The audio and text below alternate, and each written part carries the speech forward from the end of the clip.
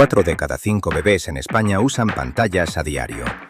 4 de cada 5 padres preferiría esperar hasta los 6 años.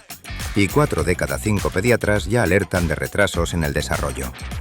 Bienvenidos al 10º y penúltimo capítulo de Zona Cero Pantallas, el podcast que recorre 11 ciudades para abrir una conversación urgente sobre cómo acompañar la infancia en un mundo hiperconectado. Hoy estamos en Torrevieja, en el centro comercial Habaneras, y vamos a hablar del sharenting, de esa costumbre tan extendida de compartir fotos o momentos de nuestros hijos en Internet y de cómo ese gesto tan cotidiano puede influir en su identidad digital, en su seguridad y en su manera de entender la privacidad. Hoy nos acompaña Alberto Soler, psicólogo y divulgador, especializado en desarrollo infantil, educación emocional y crianza consciente. Ya le escuchamos en el capítulo 3 de esta gira, desde Granada, hablándonos de cómo acompañar la relación de los niños con la tecnología desde la calma y el sentido común. Hoy vuelve a acompañarnos para abordar una de las caras más invisibles de ese vínculo digital, la exposición de la infancia en redes sociales. Bueno, muchísimas gracias. Es un placer estar aquí con vosotras y con vosotros para hablar de un tema que en la presentación lo han mencionado y que cada vez tenemos más en cuenta, porque vamos siendo conscientes de que aquellos gestos, aquellas conductas pequeñas que hacemos en el día a día, pues muchas veces acaban teniendo unas consecuencias que pueden ir más allá de lo que inicialmente habíamos previsto. Siempre que hablo sobre este tema, me gusta citar una metáfora con la que creo que se entiende bastante bien de qué estamos hablando. Todas aquellas y todos aquellos que tenéis hijos, imaginad que de repente os llegara una carta por la cual un familiar lejano, desconocido, le ha dejado en herencia a vuestra hija o a vuestro hijo un verdadero dineral, ¿no? Pongamos 1 millón, 2 millones, 3 millones de euros. El típico tío congoleño que todos tenemos por ahí, ¿no? que nos deja una herencia, pues eso, 3 millones de euros para nuestra criatura.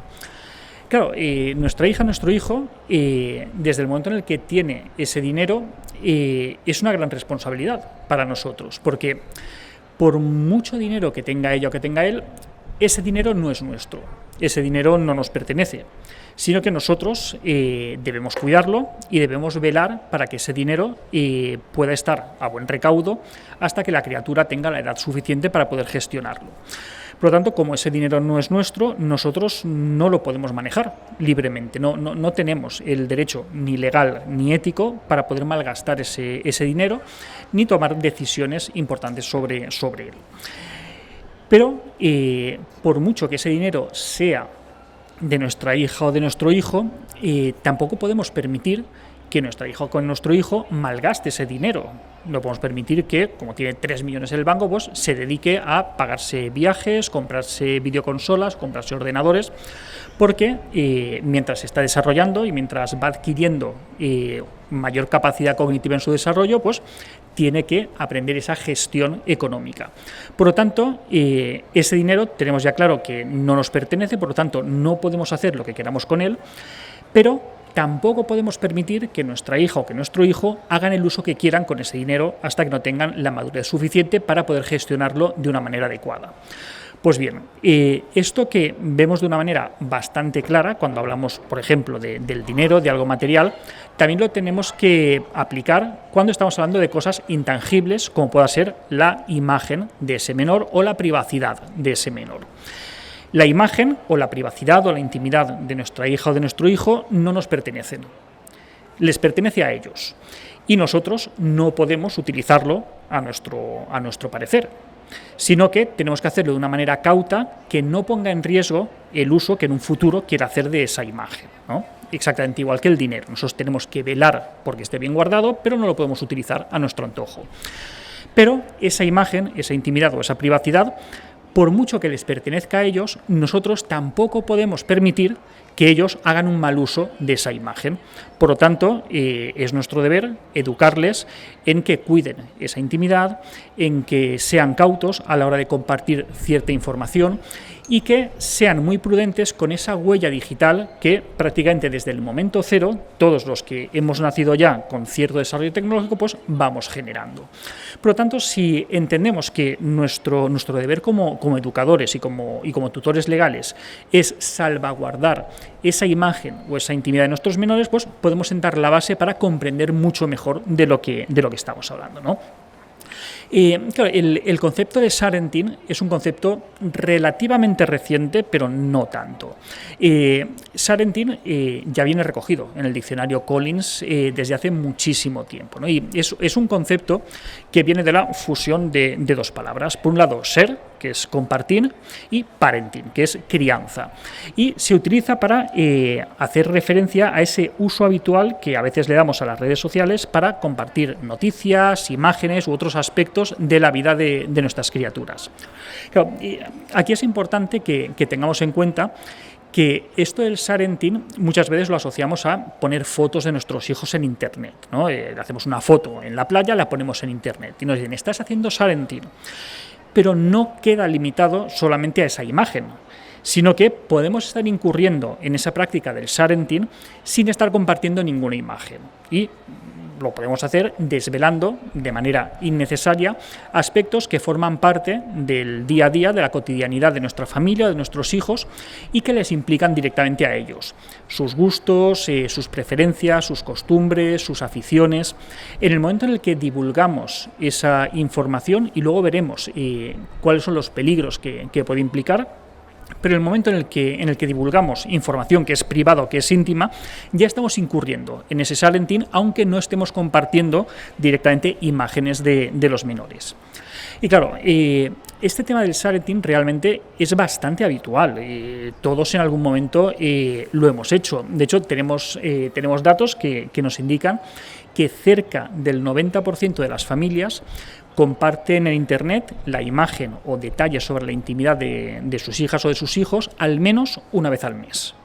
Es decir, 9 de cada 10 familias, como mínimo una vez al mes, publican en redes en abierto, como puedan ser Instagram, como pueda ser TikTok, como pueda ser Facebook, imágenes o detalles sensibles sobre la vida de sus criaturas. Claro, esto lo hacemos porque desconocemos cuáles pueden ser las implicaciones que realmente tienen. Y es que realmente el desconocimiento que algunas familias tienen sobre el mundo digital, sobre cómo funcionan los flujos de información, sobre qué es lo que ocurre cuando compartimos cierta información, pues puede acabar poniendo en riesgo, sin nosotros buscarlo directamente, la seguridad o la privacidad de los menores. Claro, todo esto se entronca en algo que forma muy parte de la sociedad en la que vivimos hoy en día, y es ese lema de no photo, no party, ¿no? Es decir, si no lo cuento, no ha pasado. ¿Cuándo fue la última vez, y esto es una reflexión que tenemos que hacer con nosotros mismos, ¿no?, en la que realmente estábamos disfrutando, estábamos pasándolo bien, estábamos haciendo algo que está bien visto socialmente y no lo hemos compartido? Pues la mayoría de nosotros hace mucho tiempo que no hacemos eso, ¿no? Yo, de hecho, hace pocos minutos he puesto una foto de este escenario compartiendo que estoy aquí para hablar sobre este tema, ¿no? Claro, podemos alegar que lo hago por motivos laborales, ¿no? Porque a mí me interesa, desde el punto de vista profesional, pues poder compartir cierta información. Pero lo que ocurre es que, independientemente del motivo por el que lo hagamos, la sociedad funciona así. Compartimos con los demás aquello que es importante para nosotros.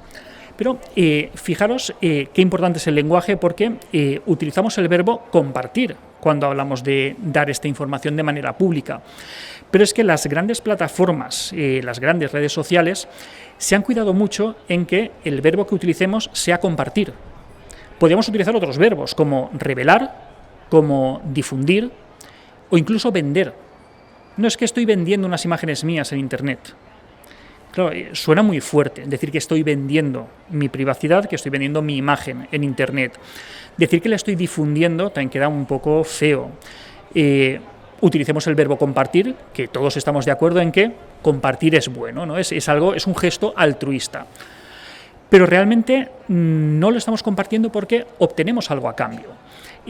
todos somos conocedores de los fenómenos, ¿no? de los influencers que venden su vida privada, igual que hace algunos años participaban en programas del corazón, pues ahora tienen sus propias plataformas por las cuales venden su vida a cambio de dinero, de exposición pública, de diferentes factores, ¿no? Pero no es necesario recibir directamente dinero para que podamos utilizar el verbo vender en vez del verbo compartir, porque cuando estamos utilizando muchas veces la imagen de menores en nuestras redes sociales, lo hacemos para obtener algo a cambio. Lo que estamos haciendo es construir nuestra propia identidad a expensas de la imagen de un menor. Estamos utilizando a esa persona menor como un complemento que potencia nuestra imagen, que potencia aquello que nosotros queremos transmitir al mundo. Y ciertamente es hacer un uso, valga la redundancia, muy utilitarista de la imagen de un menor. Cuando nosotros publicamos una foto de un menor de lo bien vestido, lo bien vestida que va, realmente lo que estamos diciendo es, fijaos qué buen gusto tengo para elegir la ropa.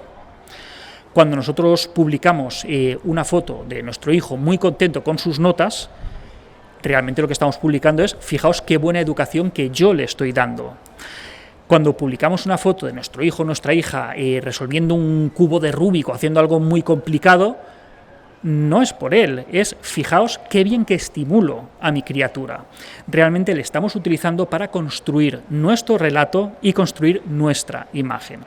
Por lo tanto, ahí el uso del término compartir, quizá deberíamos empezar a sustituirlo por otros verbos, como por ejemplo desvelar, difundir o incluso vender o intercambiar, ¿no? Estoy intercambiando esta imagen de mi hijo por algunos likes. Quizás sería más honesto que decir que la estoy compartiendo, ¿no?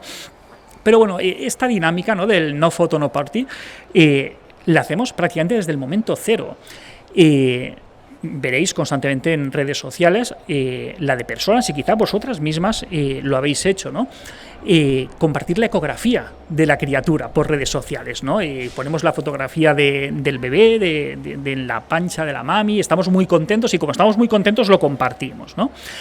Y ponemos fotos del bebé recién nacido, y ponemos fotos del primer cumpleaños, y ponemos fotos del primer día de cole, y ponemos fotos de la competición de gimnasia, de atletismo, del partido de fútbol, y no somos conscientes de que estamos alimentando un monstruo que después se puede volver en nuestra contra.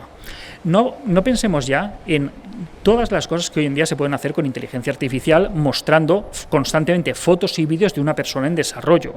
Estamos alimentando un sistema de información que puede crear verdaderos clones de las personas con esa información que nosotros estamos cediendo gratuitamente a las redes sociales.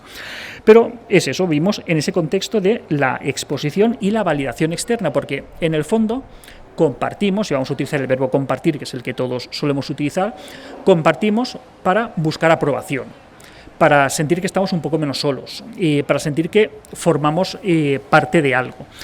Utilizamos esas imágenes para construir esa identidad.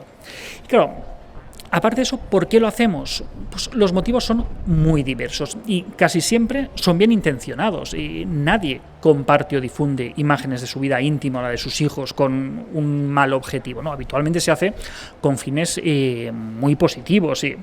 Para empezar, el orgullo, la satisfacción, ¿no? Nos sentimos muy orgullosos de nuestros hijos porque, por supuesto, nuestros hijos son los más guapos del mundo, los más inteligentes del mundo, y tenemos ganas de compartir esa belleza y esa inteligencia y ese potencial con todos los demás, ¿no? Para que se mueran de envidia de lo maravillosas que son nuestras criaturas. También lo hacemos por presión social. Claro, si todo el mundo lo hace, ¿qué tendrás que ocultar si tú no estás compartiendo tu imagen ante los demás? Por lo tanto, un poco extraño en ese contexto de la exposición constante aquella persona que no comparte nada, ¿no? Al final acabamos viendo como que lo normal es compartir, lo normal es estar exponiendo aquello que hacemos y aquello que hace nuestra familia, hasta el punto que ni siquiera nos lo cuestionamos. Por supuesto, lo hacemos por desconocimiento, porque desconocemos, solo ahora empezamos a ser conscientes de cuáles pueden ser los efectos que eso puede tener de manera inmediata, pero sobre todo a medio o a largo plazo. Conforme vamos siendo más conscientes, vemos que los patrones de compartir información pues, van cambiando, y de hecho cada vez se comparte menos información privada por las redes. Pero sobre todo cuando hablamos de compartir imágenes de menores, hay un dato que nos tiene que hacer reflexionar mucho, y es que cuando publicamos una imagen de un menor en Internet, de media, esa publicación recibe un 41% más de likes y de visualizaciones que una publicación similar en la cual no aparezca un menor. Claro, al final acabamos entendiendo que si nosotros exponemos a nuestros hijos, recibimos más apoyo social, recibimos más validación, recibimos más likes. Y podemos llegar a esa paradoja en la que, sin darnos cuenta, por nuestra propia vanidad y por nuestro deseo de agradar a los demás, acabamos utilizando la imagen de los menores. Y esto lo podemos hacer en casa sin llegar a ser totalmente conscientes de cuáles pueden ser esas consecuencias, pero esto no solamente lo hacemos en el contexto familiar. La escuela también expone en redes. Hay muchas escuelas, muchas academias, muchos centros de estudio que cada vez comparten y difunden más la imagen de los alumnos o de los clientes que puedan tener. Es llamativo el fenómeno de las escuelas infantiles, hablamos de escuelas infantiles de 0 a 3 años, que se promocionan a las familias ofreciendo como servicio el streaming constante de la permanencia de sus hijos en la escuela. Es decir, les dan a la familia un usuario y un password, se conectan a la webcam de las clases y pueden ver desde su trabajo 24/7 qué es lo que está haciendo su hija o su hijo en la guardería. Claro, esto es comprensible, que puede dar cierta tranquilidad a la familia en un momento de incertidumbre, ¿no?, en el que tú estás dejando a tu bebé, a tu hija, a tu hijo pequeño en la escuela infantil y bueno, pues te da cierta seguridad el ver que estás siendo bien atendido. Pero esto, que puede llegar a parecer incluso sacado de un capítulo de Black Mirror, no es algo que se haga de una manera extraordinaria o puntual, no, es que esto cada vez se hace más. Y es el primer paso en esa exposición constante de niñas o niños a las redes, a comprender o entender que su vida, que la cotidianidad, que su rutina diaria es literalmente difundida de manera constante. Son pequeños streamers, son como pequeños Ibais, ¿no?, que están haciendo gugutata en la escuela infantil, pues ya hay un streaming de su conducta, ¿no? Claro, esto nos tiene que hacer reflexionar mucho, porque la escuela, y hablo de la escuela a todos los niveles educativos, debería ser un territorio seguro para el menor y debería ser un modelo de buenas prácticas. Y lo que nos encontramos muchas veces es que no se está respetando la imagen de los menores. Las escuelas de todo tipo, cada vez es más habitual que tengan perfiles en redes sociales en los que comparten de manera abierta imágenes del alumnado haciendo actividades cotidianas, atendiendo a sus clases, haciendo deporte, en las excursiones. Y no hablamos solamente de los grupos de WhatsApp, de los famosos grupos de WhatsApp en los que se envían esas imágenes a las familias, no. Hablamos de escuelas con perfiles en Instagram y en TikTok que están, y aquí sí que utilizamos el verbo correcto, utilizando a los menores y a su imagen para vender sus servicios. Claro, estas escuelas se escudan en el consabido documento de cesión de derechos de imagen que hacen firmar a todas las familias al inicio del curso, ¿no? Son documentos de estos de: entiendo y acepto que la imagen de mi hijo pueda ser utilizada por tal empresa y publicada en redes sociales. Todas las familias hemos leído y hemos firmado ese tipo de documentos, ¿no?, porque ellos legalmente tienen que disponer de una autorización nuestra para difundir esas imágenes. Pero ¿qué es lo que ocurre? Que se hace un muy mal uso de la imagen de los menores.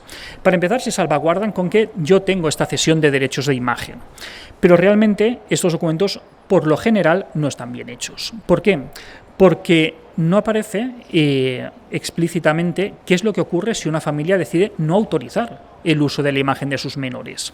¿Qué ocurre? Le ponemos un emoji a la cara del menor cuando subimos las fotos a las redes sociales, le pixelamos la cara, le pedimos que se aparte de la actividad, no ponemos la imagen de ningún menor. Hay muchos recursos diferentes que una escuela puede utilizar a la hora de difundir imágenes de un grupo en el cual hay algún menor o hay varios menores que no quieren ceder su imagen. El problema es que eso no se explicita nunca. De hecho, nunca se suele pensar porque la mayor parte de familias acaban aceptando por miedo a qué es lo que ocurra. Y puedes pensar, claro, ¿miedo a qué? Bueno, pues cada vez recibimos más testimonios de familias que apartan a sus hijas y a sus hijos de las actividades porque las familias no han firmado la cesión de derechos de imagen para la escuela. Por lo tanto, como no puedo poner tu foto en Facebook o en Instagram, por favor, apártate, que voy a hacer una foto al resto de niñas o niños. O incluso se puede llegar al absurdo de no permitir la participación de una alumna o un alumno en una actividad porque no se ha cedido el derecho de la imagen. Claro, al final llegamos a situaciones tan absurdas que se acaba poniendo por encima de la actividad en sí el compartir la imagen y el relato de esa actividad. Es decir, es más importante vender la actividad que está haciendo la escuela que el valor pedagógico en sí de la actividad que se está llevando a cabo. Y esto, insisto, está ocurriendo. Hay niñas y niños que son apartados de las actividades. Por favor, salte un momento del aula. Por favor, ponte aquí que vamos a hacer una foto. Y estas niñas o estos niños están siendo discriminados porque su familia no ha autorizado que la escuela o que la academia o que la empresa que sea haga un uso, por supuesto, por su propio beneficio, de la imagen del menor. Esto no podemos permitir que se siga produciendo. Tiene que quedar muy claro qué es lo que va a hacer esa empresa, esa institución, con aquellas familias que no autorizan. Hay muchas formas de compartir imágenes sin desvelar la identidad de los menores, pero en estos documentos que estamos hablando, muchas veces tampoco se especifica qué es lo que se comparte. ¿Por qué canales se comparte? Si se va a hacer una difusión en abierto o una difusión en pequeños grupos, como por ejemplo los grupos de WhatsApp. ¿Cuál es el fin pedagógico de compartir esas imágenes o de tomar esas imágenes? Claro, todo aquello que se hace en la escuela debería tener un fin pedagógico. Si no tiene un fin pedagógico, nos podemos preguntar cuál es el fin que busca esa conducta. Y es fácil que lleguemos a la conclusión de que quizá es un fin económico y de promoción de la propia imagen a expensas de la imagen de los usuarios o de los menores. Otro recurso que se utiliza muchas veces son las autorizaciones globales. Recibir una única autorización para autorizo a mi hija o mi hijo a ir a la excursión a tal sitio y a que su imagen sea tomada y sea difundida por los canales de la escuela. Esto no se puede hacer. No se puede condicionar la participación de un menor en una actividad a la cesión de la imagen. Esto va en contra del Reglamento de Protección de Datos, de la imagen del menor, y esto no se puede hacer, pero esto se está haciendo. Y al final, pues muchas familias, por no querer que su hijo sea excluido, pues acaban cediendo esa imagen en contra de su voluntad. ¿Por qué? Pues para que su hijo pues pueda participar en esa actividad. Y claro, estamos hablando de la cesión para, por ejemplo, redes sociales, que todos entendemos que es algo innecesario. Pero ¿qué ocurre con los grupos de WhatsApp de familias? ¿Qué ocurre con esa excursión al horno, a la panadería del pueblo o al parque de bomberos y esas 50 fotos que llegan automáticamente al grupo de familias? ¿Es necesario hacer 50 fotos a todas las niñas y los niños que han pasado por el parque de bomberos y que todos tengan que pararse a ponerse el sombrero de bombero y que se tenga que hacer una foto a cada uno de ellos? Pues probablemente es altamente innecesario. Porque, nuevamente, estamos poniendo por encima el relato y el compartir la experiencia al disfrute de la experiencia o el valor pedagógico que tenga esa experiencia. Al final estamos acostumbrando a niñas y a niños a que aquello que hacen, si se comparte, es que ha merecido la pena. Y si no se comparte, es que no habrá merecido tanto la pena. Y luego nos escandalizamos cuando llegan a la adolescencia y empiezan a difundir su imagen y a compartir cosas por redes sociales que quizá no son las más adecuadas. Bueno, es que quizá les hemos estado enseñando desde bien pequeños a que todo lo que merece la pena tiene que ser compartido. Esto también pone a los docentes en una situación muy complicada porque los docentes son profesionales expertos en magisterio, expertos en enseñar. No son fotógrafos ni reporteros gráficos que tengan que estar constantemente documentando las actividades que hacen. En el momento en el que ponemos a un docente la carga de documentar gráficamente cada actividad que se hace en el aula, le estamos metiendo una carga de trabajo adicional y sobre todo le estamos restando atención y dedicación de lo que de verdad tendría que estar haciendo, que es centrarse en las actividades del aula, centrarse en enseñar, centrarse en acompañar a los menores. Y al final, muchas de estas acciones que llevamos a cabo o que se llevan a cabo en el día a día chocan con algo muy importante y que siempre tenemos que tener muy presente, y es el interés superior del menor. Cada acción que realizamos en el día a día dentro de un contexto educativo debe poder justificarse por el interés superior del menor. Si una acción que llevamos a cabo no puede justificarse por este interés superior del menor, quizá tenemos que cuestionarnos si realmente es algo que debamos hacer o que no debamos hacer. Claro, hay muchas familias que dicen, bueno, claro, pero es que estoy en mi derecho porque es que es mi hijo, es mi hija. A ver, realmente no funciona así. Esto ha habido mucha polémica al respecto, pero los hijos o las hijas no nos pertenecen, se pertenecen a ellos mismos. Y nuestro papel es acompañarles a lo largo de su infancia, cuando todavía no son autónomos, protegerles, servir a los intereses que ellos puedan tener, educarles, para que cuando puedan ser autónomos y valerse por sí mismos, lo puedan hacer. Pero el hecho de que esa criatura haya salido de nuestro cuerpo no nos autoriza a poder hacer con ellos lo que queramos.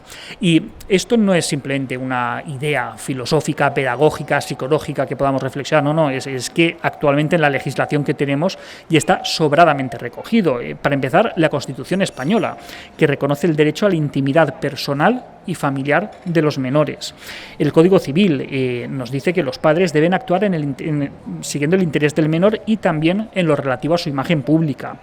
Tenemos la Ley Orgánica de Protección Jurídica del Menor, que establece que la protección de la imagen del menor debe estar por encima de intereses de terceros e incluso de los intereses de sus propios familiares. Tenemos el Reglamento General de Protección de Datos, la Ley de Protección de la Infancia frente a la Violencia, la LOPIVI. Es decir, tenemos una legislación muy amplia que protege el derecho al honor y a la intimidad de los menores. Y de hecho, tenemos, que está precisamente ahora en tramitación, el anteproyecto de ley orgánica para la protección de las personas menores de edad en entornos digitales. Este nuevo reglamento va a suponer un cambio bastante importante en algunas de las acciones o de las medidas que actualmente se hacen de manera habitual, ¿no? Se va a reforzar el derecho de los menores a decidir sobre el uso de sus datos y de su propia imagen. Se tendrá que preguntar a los menores si una imagen podemos compartirla o no podemos compartirla, porque es su imagen y le pertenece a él o a ella. No podemos hacerlo según nuestro criterio. Se va a impedir la monetización o la explotación de los menores sin que hayan suficientes garantías. Se va a equiparar a los menores hijos de influencers con el trabajo infantil y va a tener que ser supervisado y va a tener que ser fiscalizado de la misma manera que se fiscaliza el trabajo de los menores. Se va a reformar el Código Penal y se van a tipificar delitos como la difusión de los deepfakes sexuales, que por desgracia sabemos que cada vez son más frecuentes. Claro, todo esto tiene consecuencias y tiene implicaciones legales. La conducta que nosotros hacemos y la que hacen nuestros menores al final acaba teniendo una repercusión legal. Os leo algunos titulares recientes de prensa. Por ejemplo, a juicio por Sarentin, familias enfrentadas por compartir fotos infantiles en Internet. Se está llevando a juicio a familias por estar desvelando y por estar compartiendo la identidad de los menores en redes sociales cuando se considera que es abusivo aquello que están haciendo. Más titulares. Protección de datos obliga a un abuelo a borrar de Facebook las fotos de su nieto. La de familias que dicen, es que claro, yo ya he dejado de mandar fotos a mis padres o a mis suegros porque es que luego utilizan esas fotos para meterlas en grupos de WhatsApp de cientos de personas o meterlas en Facebook cuando hay un montón de personas que ni siquiera saben quiénes son. Bueno, pues esto se recurre a la ley y la ley da la razón a las familias. Multa de 2.000 euros a los padres de un menor que creó una imagen de una compañera desnuda con inteligencia artificial.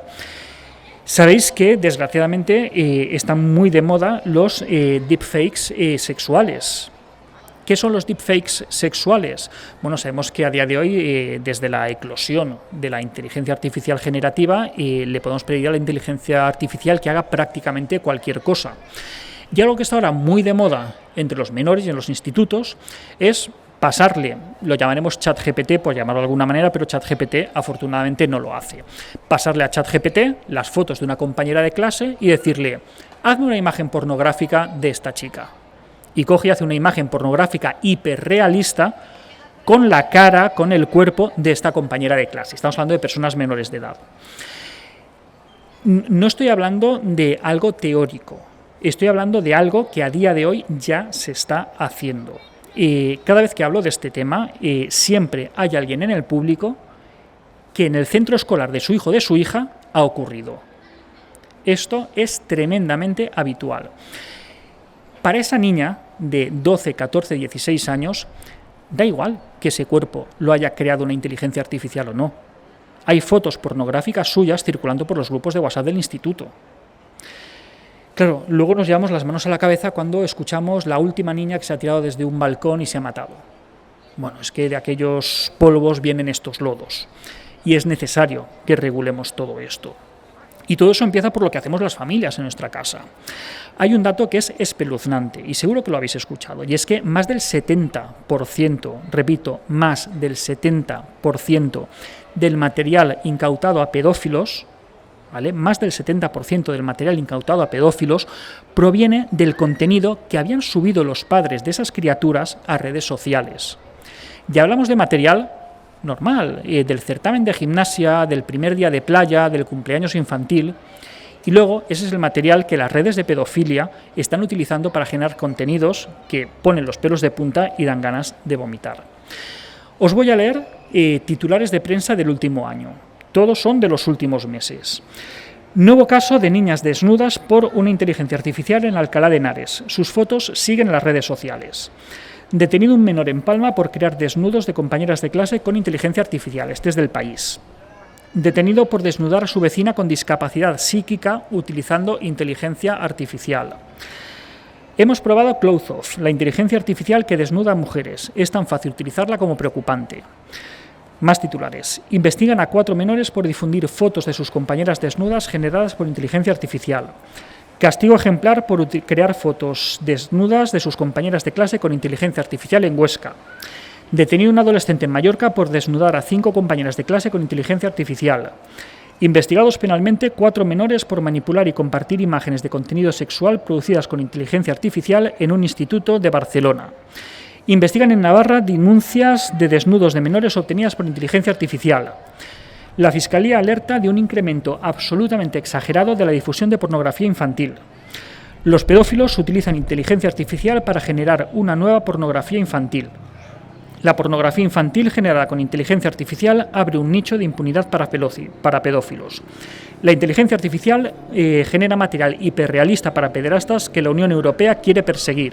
Entrecomillado, se están creando algunas de las cosas más atroces que existen. Detenido un pedófilo que utilizaba inteligencia artificial para crear material de abuso sexual infantil. Y podía estar durante media hora leyendo titulares de prensa de los últimos meses que giran alrededor del mismo tema. Y es que esto no es el futuro y no es algo que puede ocurrir. Esto es algo que ya está ocurriendo. Por lo tanto, tenemos que ser muy cautos con aquello que compartimos y con aquello que permitimos que terceras partes se compartan. Porque no sabemos en manos de quién pueden acabar esas imágenes, no sabemos en qué entrevista de trabajo van a estar buscando información de nuestra hija o de nuestro hijo y se van a encontrar aquella rabieta que nosotros compartimos de manera inocente cuando era pequeña o aquella borrachera que compartió por redes sociales cuando era adolescente. Todo aquello que hacemos en redes deja una huella. Internet tiene, por desgracia, una memoria muy grande. El derecho al olvido existe en la teoría, pero en la práctica es muy difícil de poder llevar a cabo.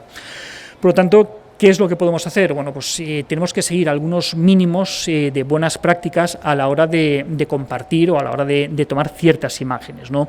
El primer paso, y aquí nos centramos en una situación típica, ¿no?, en la que estamos haciendo fotos a nuestras hijas o a nuestros hijos, el primer paso sería preguntar a esos menores si podemos tomar esa foto. Aunque sean nuestros hijos, oye, ¿hacemos una foto? No es necesario que firmemos un consentimiento legal, ¿no?, pero no le tomemos una foto en contra de su voluntad. Vamos a preguntar si le podemos hacer una foto o si nos podemos hacer una foto. Siguiente recomendación, pues no publicar esa foto. No es necesario que esa foto sea difundida o sea compartida. Volvamos al álbum de fotos familiar. ¿Que puede ser un álbum de fotos digital? Sí, pero puede ser un álbum de fotos familiar que no es necesario compartir con nadie más. ¿Que queremos compartir esa imagen? Bueno, pues no lo hagamos en redes sociales en abierto. No compartamos en redes sociales en abierto. Que lo difundimos por WhatsApp, pues hagámoslo no en grupo, sino de manera puntual con esa persona de la cual nos hemos acordado y que nos apetece compartir con ella esta imagen. Y por supuesto pidiendo permiso al menor para enviar esa foto. Oye, ¿qué te parece si le enviamos a los abuelos esta foto, que sales muy guapo, muy guapa? No. Vale, pues esa foto no se comparte con los abuelos. Sí, vale, pues se la enseño y si le gusta envío la foto. ¿Qué más cosas podemos hacer? Bueno, pues podemos tomar la foto, pero que no aparezcan rostros en la imagen. Podemos hacer la foto de espaldas, podemos hacer la foto sobre algo, por ejemplo, en la escuela, más que hacer una foto al niño o a la niña, pues hacer una foto a lo que está haciendo, ¿no? A la manualidad que está haciendo, a la ficha que está llevando a cabo, lo que sea. Podemos hacer las fotos de espaldas. Hacer la foto de una forma que no salgan lugares identificables. No sabemos esa foto a manos de quién va a llegar. Y con lugares que no sean identificables no hablo del Big Ben, no hablo de la Giralda y no hablo de las Torres Kio. Hablo de, por favor, no hagamos fotos en la puerta del cole, no hagamos fotos en nuestro barrio, no hagamos fotos en el club de atletismo, no hagamos fotos con el uniforme de la escuela, no hagamos fotos con la equipación de fútbol o de gimnasia. Es decir, no demos pistas a personas que no queremos que sepan sobre la intimidad de nuestra familia. Mucho cuidado, por ejemplo, con las camisetas de fútbol en las cuales aparece el nombre del menor. Fulanito, número 15, ya le estás diciendo dónde entrena, cuál es su deporte favorito, cómo se llama, a qué horas está en qué sitio. Ostras, en España vivimos en una falsa sensación de seguridad en el que pensamos que hay cosas que no ocurren. Pero cuando hablo sobre estos temas con personas de América Latina, hace muchos años que llevan estas precauciones, porque saben que los secuestros ocurren, saben que existen las redes de extorsión y saben que no pueden compartir detalles sobre la intimidad y sobre el día a día de las familias si no quieren que se haga un mal uso de ellos, ¿no?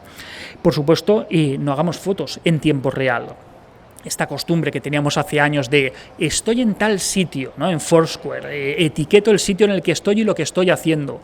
Bueno, pues eso es de primero de ciberseguridad. Las fotos se publican a posteriori, si las queremos publicar. Qué bien me lo pasé en el viaje que hice la semana pasada. Y si queréis os pongo 10 fotos en las que no aparece ningún rostro, no aparece nadie identificable, y lo hago cuando ya estoy en casa. No porque vayan a venir los cacos a robar en mi casa, que también puede ocurrir, pero es menos probable, sino porque quizá no nos interesa que sepan dónde estamos en tiempo real y mucho menos dónde están nuestras hijas o nuestros hijos en tiempo real. Por supuesto, todas las fotos que hagamos de nuestras hijas o de nuestros hijos, por favor, con ropa. Mucho cuidado con los maillots de gimnasia rítmica, mucho cuidado con los bañadores y con la ropa de playa, mucho cuidado con las fotos en la ducha o en la bañera, que a los padres nos pueden parecer muy tiernas, pero eso es dinamita para los pedófilos. Y mucho cuidado, pues lo que hemos dicho, con equipaciones deportivas o incluso con mochilas en las cuales, lo sabéis que por 4 duros en cualquier tienda de deporte te graban el nombre de tu criatura en la mochila. Bueno, pues quizás no es buena idea que lleven una mochila con su nombre grabado. Quizá no queremos que una persona desconocida se les acerque y les hable por su nombre de pila. Somos dueños de aquello que callamos. En el momento en el que compartimos, perdemos el control sobre la información. Y cuando esa información no nos pertenece, sino que pertenece a nuestras criaturas, tenemos que ser todavía más cautos. Al final, todo esto se traduce en una pregunta muy simple. ¿Haríamos esto con una foto impresa? ¿Nos pondríamos aquí en los pasillos del centro comercial a repartir fotos de nuestras hijas o de nuestros hijos en el certamen de fin de curso, cantando un villancico, explicándoles lo mucho que le gusta el fútbol, que juega de delantero centro en tal equipo y que entrena en tal sitio tales días de la semana? Si no diríamos eso a un desconocido en los pasillos de un centro comercial, pues quizá no es buena idea que lo subamos a nuestras redes sociales. Y recordad que al final, pues la vida está para ser disfrutada y quizá no tanto para ser compartida. Muchísimas gracias. Después de escuchar a Alberto Soler, queremos seguir profundizando en este tema con 2 voces que trabajan cada día por una educación más consciente, emocional y adaptada a los retos de esta era digital. Nos acompaña Megan Rosales Gómez, neuropsicóloga especializada en neuroeducación y en el acompañamiento de familias. Junto a ella está Teresa Jiménez, psicóloga con más de 15 años de experiencia, especializada en infancia, adolescencia y parentalidad positiva. Arrancamos la mesa redonda con una ronda rápida. Pedimos a cada invitado una primera reflexión breve, casi como un titular, para situar el debate. Alberto, tú siempre hablas de la responsabilidad compartida que tenemos los adultos al educar en lo digital. Si tuvieras que resumir en una sola frase qué significa cuidar la huella digital de nuestros hijos, ¿cuál sería tu titular? Bueno, quizá lo más importante es ser conscientes que nuestras acciones en el día a día, por muy bien intencionadas que estén y por mucho que partan de fines muy loables, pueden acabar teniendo consecuencias imprevistas, ¿no? De ahí la importancia de la información y de la formación. O lo podrían resumir en que el infierno está lleno de buenas intenciones. Megan, desde la neuroeducación trabajas cómo la exposición temprana influye en la construcción de la identidad. Si tuvieras que definir con una frase el efecto de que un niño crezca con parte de su vida publicada en Internet, ¿qué titular le pondrías a ese fenómeno? Primero, que la identidad, estamos obligando a los niños y a las niñas a crear una identidad bajo la mirada de otros y a través de la mirada de los padres, no la propia. Y luego también en que la identidad necesita una validación de los demás. Teresa, en tus sesiones y contenidos, hablas mucho de criar con calma, sin miedo y con presencia. Si te pidiera un titular que resumiera cómo deberían las familias equilibrar el deseo de compartir con el deber de proteger, ¿qué frase te gustaría que escucharan hoy todos los padres? Pues mira, yo creo que dos palabras clave que sería la coherencia y la formación. Necesitamos saber a qué peligros nos enfrentamos, necesitamos conocer pues un poco el mundo en el que se mueven y en el que nos movemos digitalmente y sobre todo ser coherente entre lo que queremos, que normalmente es proteger a nuestros hijos, cuidarlos, ¿no? Educarles y lo que luego hacemos, porque ellos con lo que más se quedan en realidad no es con lo que les decimos, sino con lo que hacemos nosotros como adultos. Según el Instituto Nacional de Ciberseguridad de España, INCIBE, el organismo público que vela por la seguridad digital en nuestro país, el 81% de los bebés ya tiene presencia en Internet antes de cumplir 6 meses. Eso significa que la mayoría aparece en una foto, en un vídeo o en una publicación antes incluso de poder decir su primera palabra. El dato nos hace preguntarnos algo tan sencillo como ¿quién está contando su historia y con qué derecho? Quizá lo más importante es acompañarles, al igual que lo hacemos en muchos otros aspectos de la vida, en una mirada reflexiva, ¿no? y ser conscientes de qué es lo que les lleva y qué es lo que nos lleva a realizar determinadas conductas, ¿no? y cuáles pueden ser las consecuencias de esas conductas y si son necesarias o si no lo son. Pero aquí entramos con un aspecto muy importante que antes estábamos comentando y es el modelo, ¿no? Si nosotros somos los que constantemente estamos capturando y sobre todo estamos difundiendo esas imágenes de manera inconsciente, pero estamos creando una narrativa sobre su identidad. Y es que aparte de estar construyendo esa imagen digital o esa narrativa de su vida digital, sobre ellos le estamos haciendo sin su participación y sin su consentimiento. Por lo tanto, cuando ellos lleguen a ser conscientes de que realmente tienen una imagen pública que se ha hecho sobre ellos, primero está el factor sorpresa, ¿no? de descubrir esa faceta de su vida que hasta ese momento desconocían, y segundo, la frustración de no haber sido partícipes, ¿no? De decir, bueno, es que quizá ahora no me habría gustado que compartieras esta imagen. Tenemos estudios que nos muestran que adolescentes se avergüenzan de cerca del 70% de los contenidos que se han publicado sobre ellos en redes sociales sin su consentimiento. Claro, quizá no sea la imagen que a lo mejor a ellos les hubiera gustado crear sobre ellos mismos y que ahora tienen que arrastrar. Claro, porque ¿quién mejor que uno mismo para decidir cuál es la imagen que quiere proyectar al mundo, ¿no?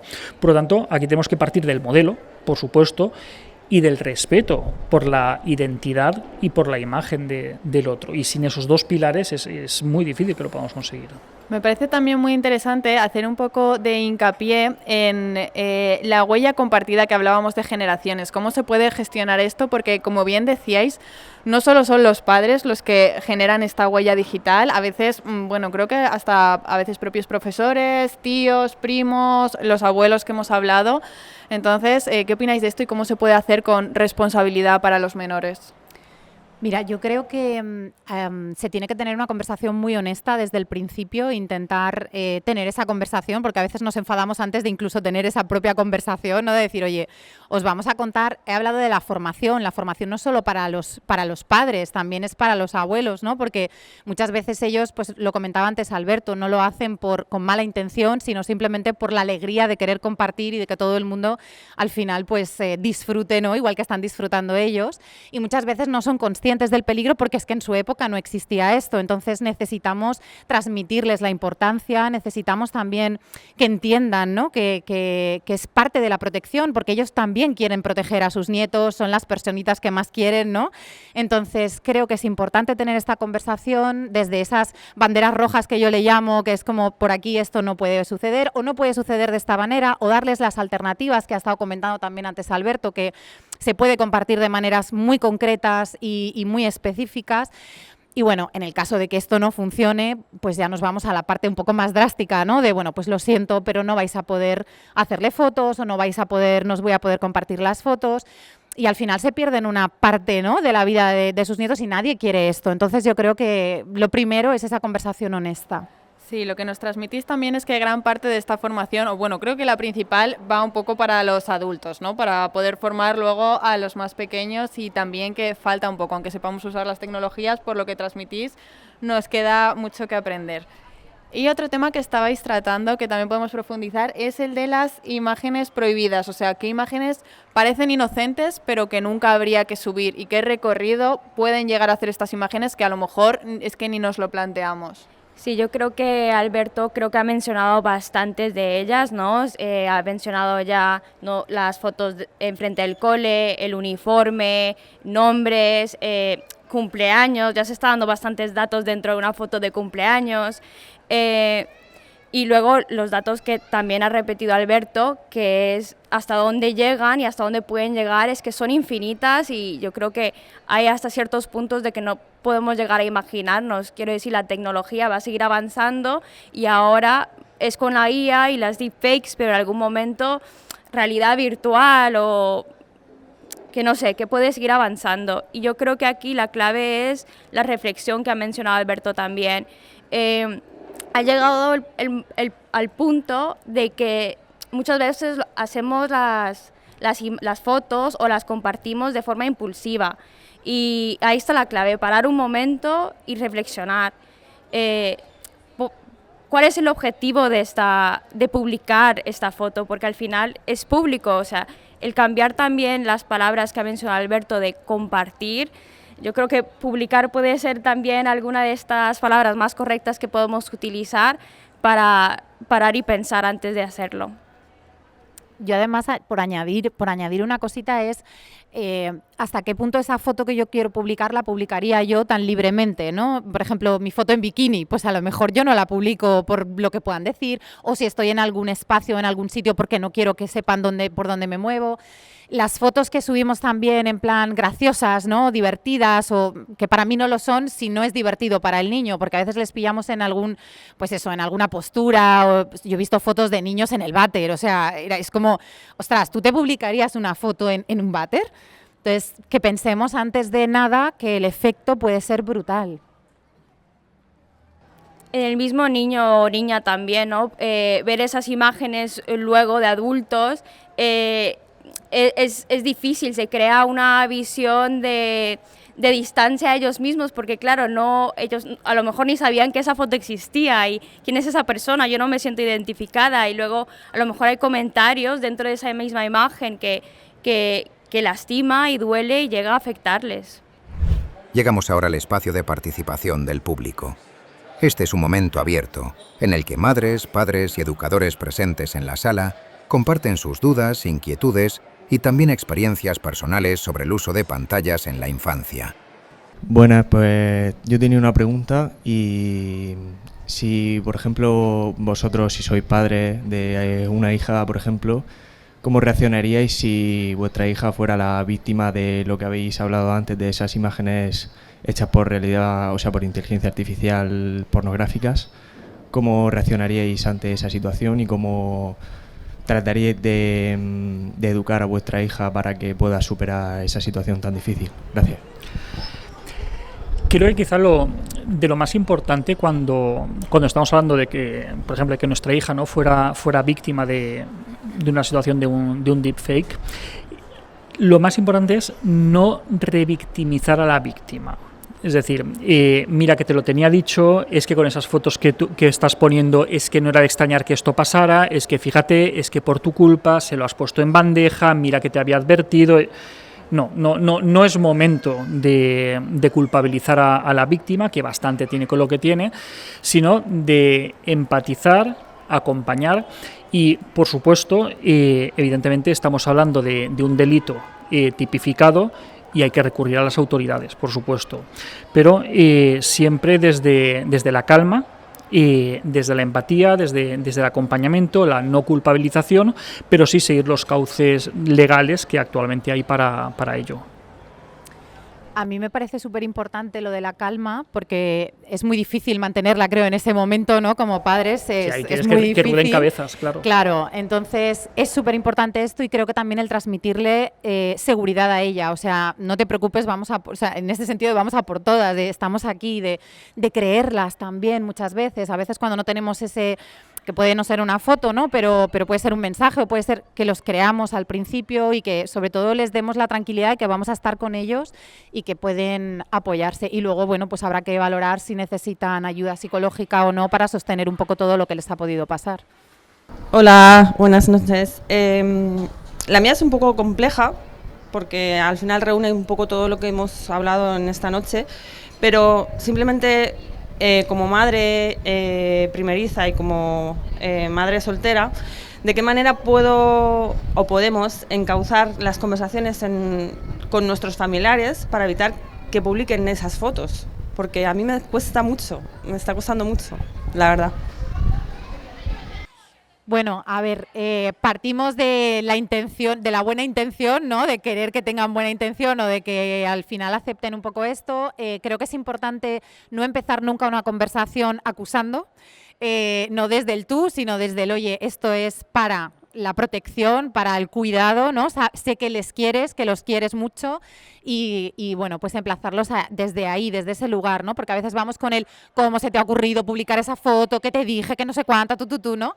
Partir también de la base que en algún momento se van a equivocar, que todos nos equivocamos, entonces en ese momento pues habrá que, oye, acuérdate que te dije esto, por favor, es importante.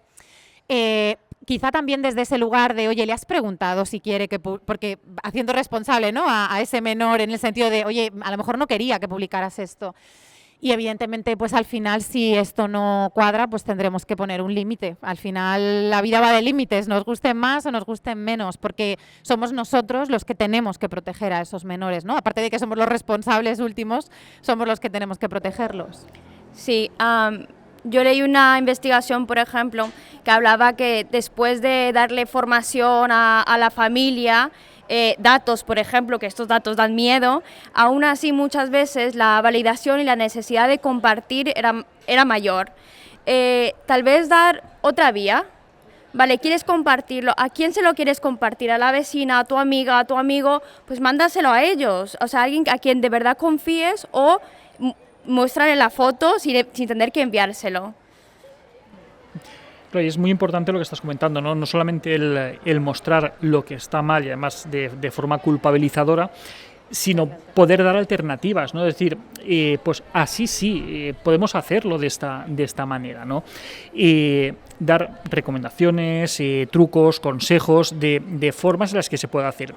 Y ahí lo primero es nosotros predicar con el ejemplo, ¿no? Que los contenidos que nosotros compartamos, si lo hacemos, pues que en frecuencia y cantidad sean comedidos y que por supuesto pues cumplan con todo aquello que nosotros esperamos de otras personas, ¿no?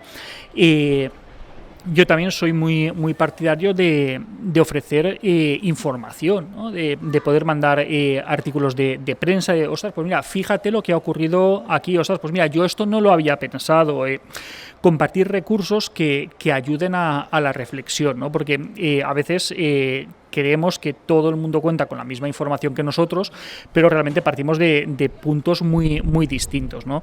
Por lo tanto, pues con ese pequeño componente educativo de poder ofrecer un poco más de recurso o de background sobre el tema, pues podemos estar ayudando a que puedan seguir en los mismos pasos que nosotros hemos seguido. Y a raíz de esa última pregunta, ¿vosotros sois partidarios de poner límites al entorno cercano cuando hay un nuevo pequeño en la familia? A ver, claro, límites siempre... A límites digo amigos, a familiares, ¿no? Ya está como ese debate un poco de se puede enseñar al bebé o al menor o ¿no? Vivir implica poner límites, pero vivir en sociedad también implica saber relacionarnos, ¿no? Sí que cada vez vamos como en una deriva más individualista, más neoliberal, en el cual es yo, mis deseos, mis derechos, mis preferencias, Entonces, cuando tenemos una criatura, tenemos que poner a la criatura en el centro y pensar qué es lo que beneficia o no a esa criatura, ¿no? Sabiendo que el familiar perfecto que hace las cosas siguiendo todos nuestros valores, preferencias, tal, no existe, igual que la escuela perfecta no existe, que tenemos que tener cierto grado de tolerancia y aprender a vivir, ¿no? Porque si vamos apartando de nuestro entorno a todas aquellas personas que no hacen las cosas como a nosotros nos gustaría, pues al final dejamos a la criatura sin abuelos, sin tíos, sin amigos y sin nadie, ¿no? Entonces tenemos que llegar a un término medio. Hay un término en inglés que se llama privacy stewardship, que se puede traducir literalmente al administrador de la privacidad, y en este caso es que son los padres los que tienen que salvaguardar y cuidar de la privacidad y del bienestar del niño, y bueno, si eso tiene que ser con los mismos familiares, pues así tiene que ser. Yo quería saber, por ejemplo, en el caso de un niño o menores que comparten imágenes de una compañera, entiendo que la sanción va para los padres, pero ¿y el niño que hace eso? ¿Tiene algún tipo de sanción? ¿Castigo? ¿Se le hace algo? Claro, depende mucho de la edad del menor. Pero cuando tienen edades no penales, los responsables civiles son los progenitores. Esto se aplica lo mismo a los casos de bullying, por ejemplo. Sí que en función del contexto y de la conducta que hayan llevado a cabo, se suelen tener medidas disciplinarias o reeducadoras sobre el menor, no medidas penales. Pero cuando hay que asumir una multa o algún tipo de medida más de tipo legal, son los progenitores los que son los responsables de esa criatura. Pero, y a raíz de esa pregunta, como me sorprende que habéis dicho como un poco la sanción o el castigo, ¿no? Incluso lo que ha planteado ella, pero ¿no os llega a vosotros a sesión como que es esas personas, o sea, esos niños o esos menores que han hecho eso como sesiones de reeducación? O sea, ¿ese comportamiento no se trabaja? Mira, algo muy curioso es que yo llevo 20 años ejerciendo. En 20 años he tenido que asistir a muchísimas víctimas de bullying, ¿no? A muchísimos casos de niñas o niños que son traídos por sus padres que dicen, mira, ha sufrido un caso de bullying, de acoso, de maltrato, y tenemos que ayudarle. Cientos de casos. Pero en 20 años nunca he atendido a una sola familia que me diga, mira, mi hijo es acosador y necesito que le ayudes. Eso en 20 años y con miles de casos atendidos nunca se ha dado. Ya, eso es muy preocupante, la verdad, y jolín, a mí se me viene muchas veces a la cabeza cómo lo gestionarían los padres cuando se enteran, pero bueno. Es creer que solamente la persona que sufre el bullying es el que tiene el problema, cuando en realidad está el que lo hace, el grupito que lo permite también y que se calla. Entonces, bueno, es un caso, es como va más allá, ¿no? Pero sí que es importante luego nosotros como familias, qué es lo que vamos a hacer una vez que nos hemos enterado que nuestro hijo hace esto. Entonces ahí sí que tenemos la responsabilidad, pues, de acudir a un psicólogo o de ayudarle para que no se vuelva a dar, no se vuelva a repetir y entienda las repercusiones de lo que ha hecho, ¿no? Pero eso ya queda en mano de las familias. Buenas noches. Yo quería preguntaros, según vuestra opinión de expertos, ¿a partir de qué edad debería ser legal las redes sociales? Porque yo creo... A ver, yo tengo mi punto de vista. Yo creo que deberían estar prohibidas para menores de edad porque creo que no están desarrollados todavía para ser conscientes de las consecuencias que pueden tener las redes sociales. No sé si llegaremos al punto en el que se den cuenta de que realmente los menores no deberían tener redes sociales ni ningún tipo de acceso a ellas.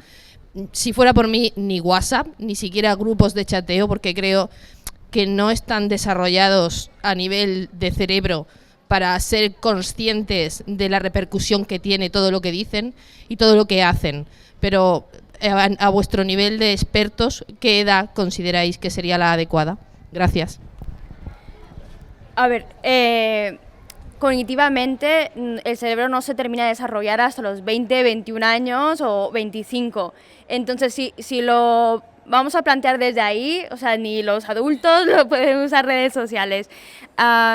¿Qué pasa? Que estas cosas yo creo que va más, no por edad, sino por caso independiente, desde el ser la guía.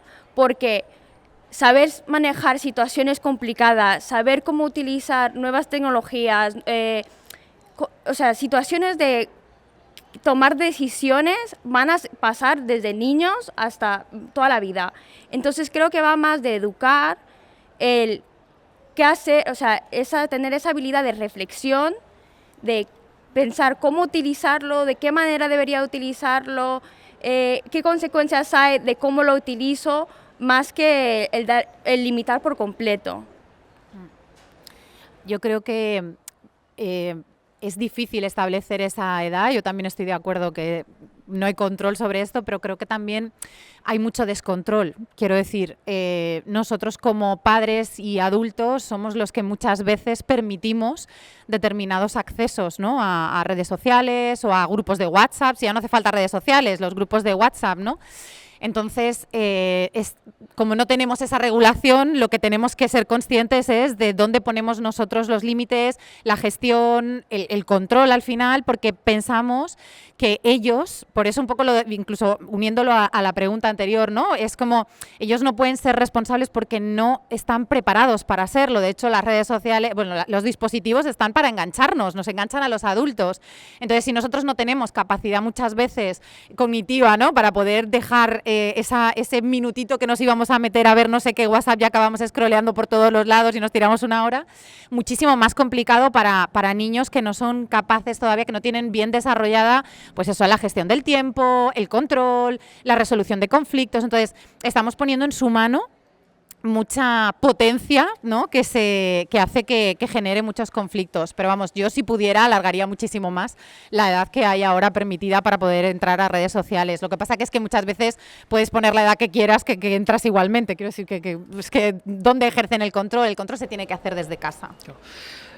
A ver, yo creo que es un tema complejísimo porque depende mucho de dónde pongamos el foco, ¿no? Es decir, si lo hacemos desde el punto de vista del neurodesarrollo, si lo hacemos desde el punto de vista legal, son diferentes los enfoques que le podemos dar, ¿no? Pero como sociedad ya hemos pasado por aquí en otras ocasiones y hemos legislado con aspectos similares. Yo, sin saber cuál debería ser esa edad, en el caso de que existiera una edad, que coincido en que puede ser relativo, pero hemos llegado a cierto acuerdo de cuál es el momento en el que se tiene una madurez cognitiva suficiente para tomar ciertas decisiones, por ejemplo, con el consentimiento médico, por ejemplo, con la conducción, por ejemplo, con los juegos de apuestas, con el uso de armas, con ciertos aspectos que requieren madurez física, madurez cognitiva, ser conscientes y poder asumir la responsabilidad de los propios actos, y hemos legislado al respecto, ¿no? Por lo tanto, considero que este debate que tenemos ahora y que se está planteando no solamente en España, sino en todo el mundo y muy especialmente en la Unión Europea, no es algo nuevo y como sociedad ya hemos pasado por aquí en otras ocasiones, ¿no? Lo que no me cabe ninguna duda es que va a haber una regulación, porque es necesario que haya una regulación y no puede recaer esto en el buen criterio de las familias. La situación actual en España es que esto solamente viene regulado por el Reglamento General de Protección de Datos, ¿no? actualmente son los 14 años la edad en la que una persona, a partir de la cual consiente el tratamiento de los propios datos. Entonces, ahora mismo en España, un menor de 14 años no puede tener perfil en redes sociales salvo autorización de sus progenitores, porque los progenitores pueden autorizarlo. A partir de los 14 años ya puede abrirse libremente un perfil en redes sociales. Prácticamente no está aprobado, pero prácticamente ya está a punto de salir la modificación del reglamento por el cual se pasa de los 14 a los 16 años. Esto tiene pros y contras. Esto, por un lado, protege a los menores, pero por otro lado les deja un poco en una situación de vulnerabilidad frente a los progenitores que abusan compartiendo imágenes de los menores, ¿no? Porque hasta que no pasan de los 16 años no pueden tomar el control sobre esas decisiones. Sigue recayendo en los padres, que si hacen un uso abusivo, pues ahí tenemos un problema, ¿no? Pero claro, hasta que no haya un mecanismo de verificación de edad que funcione, tampoco tenemos herramientas. Ahora mismo cualquier página de contenido para adultos basta con decir que tienes más de 18 años de edad para poder acceder a cualquier contenido, y lo mismo ocurre con redes sociales. Simplemente indicas la fecha de nacimiento que mejor te convenga y ya puedes tener acceso a cualquier tipo de red social. Han habido diferentes propuestas de sistemas de verificación de edad basados en, por ejemplo, en el DNI, en identificadores biométricos, pero hay una resistencia muy importante por parte de la industria, ¿no? Yo he tenido durante este año reuniones, he participado en reuniones con la Agencia de Protección de Datos, con UNICEF, con Meta, y parece que hay mucha resistencia a poder acotar todo esto, ¿no?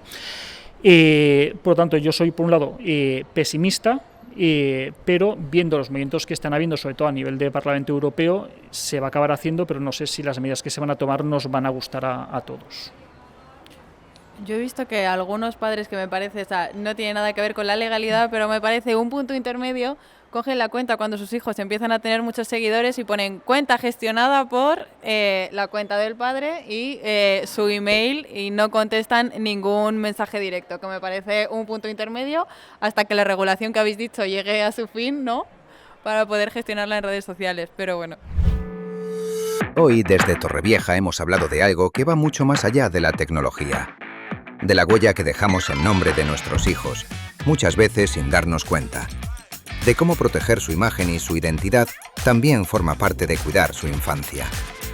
Nos llevamos una reflexión compartida, que cada publicación cuenta algo más que un momento. Cuenta qué valores transmitimos, qué respeto tenemos por su privacidad y cuánto entendemos que su historia les pertenece solo a ellos.